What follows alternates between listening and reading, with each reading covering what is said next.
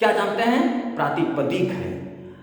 और इसके उच्चारण करते ही तत् वस्तु उपस्थित हो जाती है, निश्चित रूप से उसकी उपस्थिति हो जाती है। इसलिए यह क्या कहलाएगा? प्रातिपदिकार्थ कहलाएगा। जब केवल प्रातिपदिकार्थ बताना अभीष्ट हो तो प्रातिपदिकार्थ मात्रे प्रथमा से उसमें प्रथमा विभक्ति का ही प्रयोग करेंगे। प्रथमा विभक्ति में हम लोगों ने देखा कि सु और जस प्रत्यय होता है। प्रातिपदिकार्थ में प्रातिपदिकार्थ अभीष्ट जब हो बताना तो प्रातिपदिकार्थ में दो तरह के शब्द आ जाते हैं। अलिंग शब्द, अलिंग अव्यय होता है, इसका लिंग अलिंग और नलिंगम अलिंगम, जिसका लिंग न हो उसको अलिंग कहते हैं। और दूसरा होता है नियत लिंग। नियत लिंग, नियत मतलब निश्चित, अलिंग मतलब लिंग। जिस शब्द का निश्चित लिंग हो उसको नियत लिंग कहते हैं। तो ये दो प्रकार के शब्द प्रातिपदिकार्थ के अंतर्गत आते हैं। प्रातिपदिकार्थ के अंतर्गत दो प्रकार के शब्द आते हैं।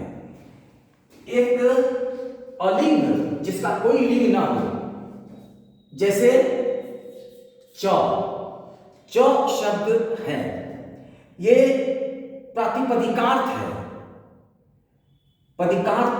प्रातिपदिकार्थ क्या हुआ? इसका च प्रातिपदिकार्थ कैसे है? च उच्चारण करते ही इसका अर्थ उपस्थित हो जाता है। क्या?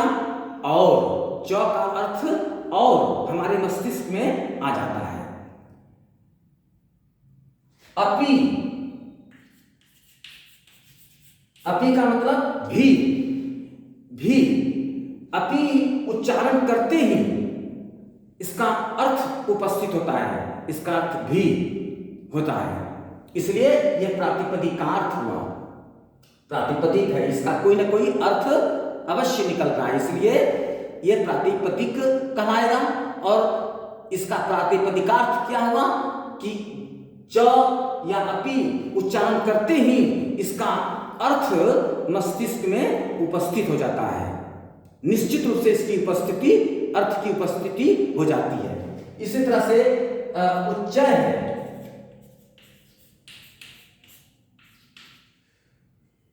उच्चय है, ये उच्चय है, इसका भी उच्चारण करते ही इसका अर्थ उपस्थित हो जाता है, जोर से अर्थ उपस्थित हो जाता है, इसलिए यह प्रातिपदिकार्थ है।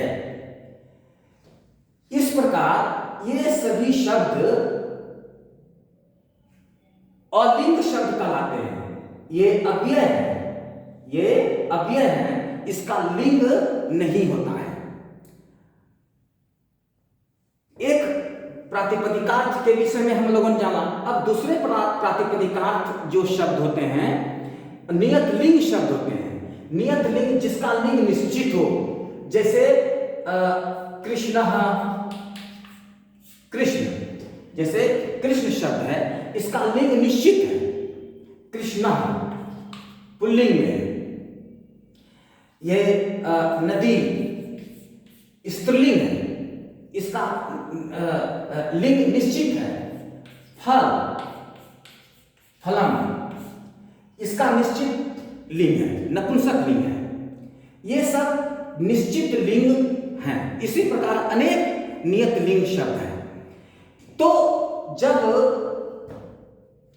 प्रातिपदिकार्थ कहते हैं कि कृष्ण शब्द जैसे ही उच्चारण करते हैं, कृष्ण शब्द उच्चारण करते ही इसका अर्थ उपस्थित होता है, कोई न कोई अर्थ इसका निकलता है, इसलिए प्रातिपदिक है। कृष्ण नाम का कोई लड़का या कृष्ण नाम जो है भगवान को कृष्ण कहते हैं, तो इसका अर्थ निकलता है, सार्थक शब्द है, अर्थवान शब्द है, इसलिए प्रातिपदिक कहलाएगा। और प्रातिपदिक कहलाने के बाद अब इसका प्रातिपदिकार्थ केवल बताना अभीष्ट हो। प्रातिपदिकार्थ इसका क्या हुआ? जैसे ही कृष्ण उच्चारण करते हैं तो एक कृष्ण नाम का कोई लड़का या भगवान का चित्र हमारे मस्तिष्क में उपस्थित हो जाता है, निश्चित रूप से उपस्थित होता है। इसलिए प्रातिपदिकार्थ जब बताना अभीष्ट हो कि केवल हम ये बताना चाहते हैं कि कृष्ण, केवल प्रातिपदिकार्थ बताना अभीष्ट हो रहा है, तो उसमें प्रथमा विभक्ति का प्रयोग करेंगे। प्रथमा विभक्ति में एक वचन में बताया था कि सु प्रत्यय होता है, सु का ये दंत स बचता है और इसका रू होता है, रू का विसर्ग हो जाता है तो बन जाता है कृष्णा। नदी में सु प्रथमा विभक्ति में लगाते हैं तो हल्याभ्यो दीर्घात् श्रुतिस्यो प्रीतम हल सूत्र से इस सु का लोप हो जाता है और नदी ये रूप बनता है। फलम में फल शब्द के अंत में सु प्रत्यय लगाते हैं प्रथमा विभक्ति का। प्रातिपदिकार्थ में इन सब का सु प्रत्यय लगाते हैं तो सु का अम आदेश हो जाता है और फलम बनता है। इस प्रकार चौ में भी प्रथमा विभक्ति का प्रयोग करते हैं। प्रातिपदिकार्थ में इन सब में जो सु प्रत्यय लगा हुआ है वो प्रातिपदिकार्थ में लगा हुआ है, केवल प्रातिपदिकार्थ अभीष्ट है, हमें केवल प्रातिपदिकार्थ अभीष्ट है और कोई अर्थ अभीष्ट नहीं है, प्रातिपदिकार्थ अभीष्ट है। इसलिए इसमें प्रथमा विभक्ति लगाते हैं सु, तो सु लगाने पर अव्ययादाप सुपः सूत्र से इसका लोप हो जाता है, सु का लोप हो जाता है और चौ बचता है। उसी तरह से अपी में भी उच्चय है, उच्चय है में भी सु प्रत्यय का लोप हो जाता है। ये चूंकि अव्यय है इसलिए अव्ययात् दाप सुपः से इसका लोप हो जाता है। अव्ययात् दाप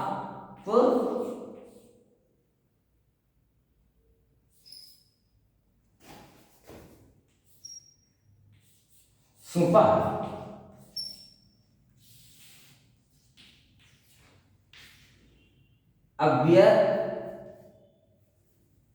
अव्ययादाप सुपः सूत्र से इन अव्ययों में जो सु है उसका लोप हो जाता है।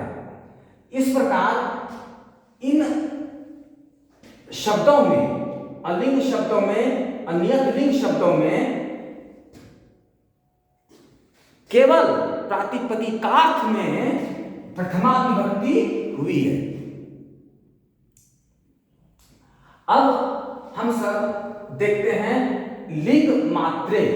लिंग मात्र में प्रथमा विभक्ति होती है।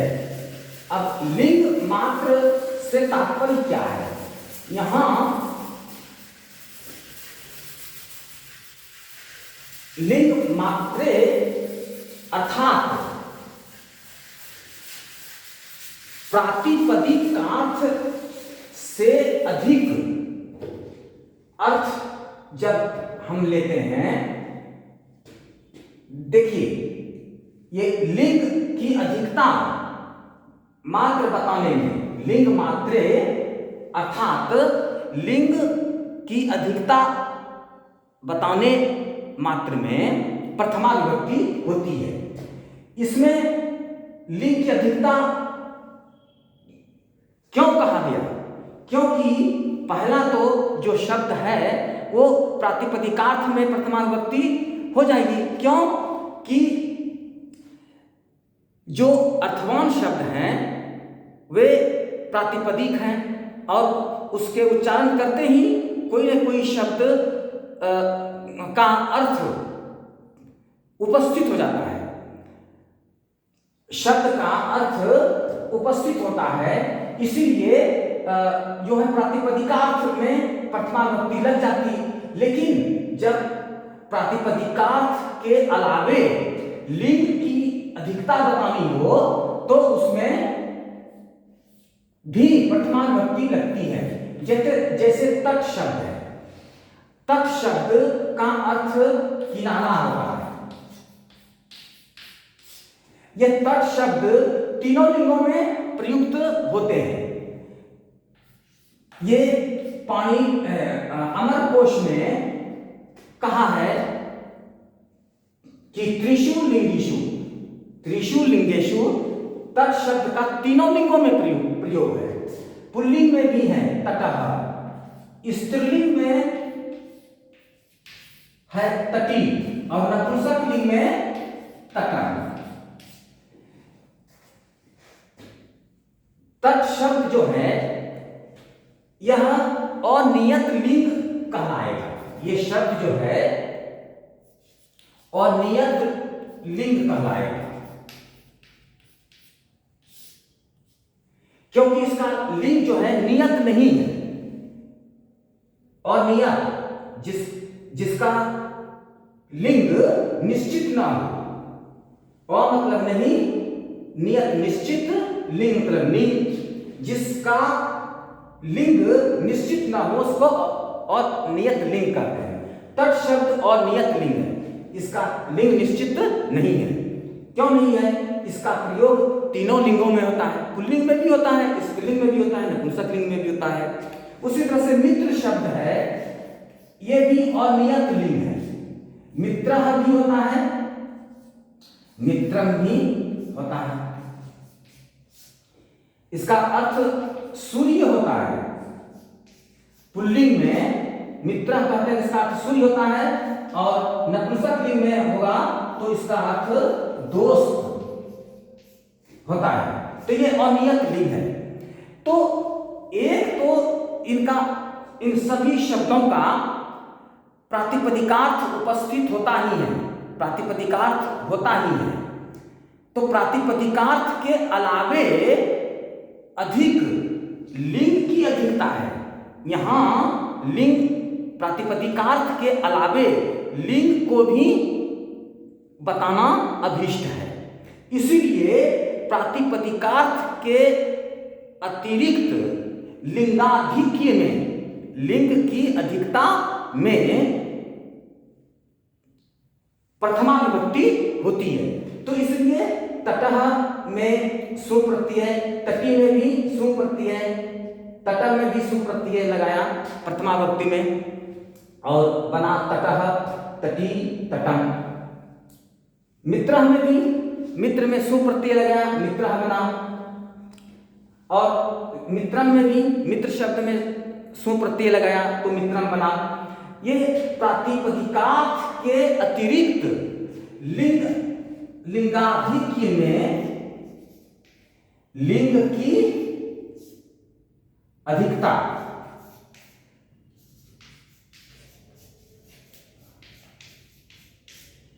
लिंग की अधिकता मात्र में प्रथमा विभक्ति हुई है। तो लिंग मात्रे अर्थात लिंगाधिक्य में लिंग की अधिकता बताने मात्र में भी प्रथमा विभक्ति होती है। तो इसमें लिंगाधिक्य में अनियत लिंग शब्द ही आते हैं। लिंग मात्रे के अंतर्गत इसके उदाहरण होंगे अनियत लिंग शब्द की प्रातिपदिकार्थ के अतिरिक्त एक अर्थ, प्रातिपदिकार्थ तो है ही, प्रातिपदिकार्थ के अलावे लिंग को भी बताना अभीष्ट है। प्रातिपदिकार्थ के अलावे अधिक लिंग बताना भी अभीष्ट है। इसीलिए लिंगाधिक्य में प्रथमा विभक्ति का प्रयोग होता है। अब हम सब देखते हैं परिमाण मात्रे प्रथमा। अब परिमाण मात्र में भी प्रथमा विभक्ति होती है। परिमाण मात्र में भी से तात्पर्य यहां भी हम लोग देखेंगे कि प्रातिपदिकार्थ के अतिरिक्त परिमाण का अधिक बोध हो। प्रातिपदिकार्थ के बाद उससे अधिक परिमाण का बोध हो। जैसे द्रोणो व्रीहि,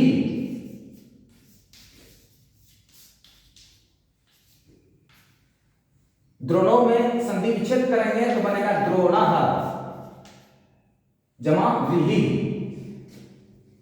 द्रोण, द्रोण, द्रोण एक परिमाण सूचक शब्द है। ये द्रोण प्राचीन काल में 10 सेर के लगभग एक तोल है। 10 सेर के लगभग एक तोल है। यह द्रोण लकड़ी या लोहे का बना हुआ एक उपकरण होता था जिससे कि अनाज को नापा जाता था और 10 सेर के लगभग वजन की जो है नाप होती थी। तो ये द्रोण जो है एक परिमाण सूचक जो है शब्द है। अब द्रोण शब्द एक इसका भी ये प्रातिपदिकार्थ में भी प्रथमा विभक्ति हो सकती है। प्रातिपदिक का द्रोण कहने से एक द्रोण नामक परिमाण सूचक वस्तु उपस्थित हो जाती है। तो प्रातिपदिकार्थ है, तो प्रातिपदिकार्थ में प्रथमा विभक्ति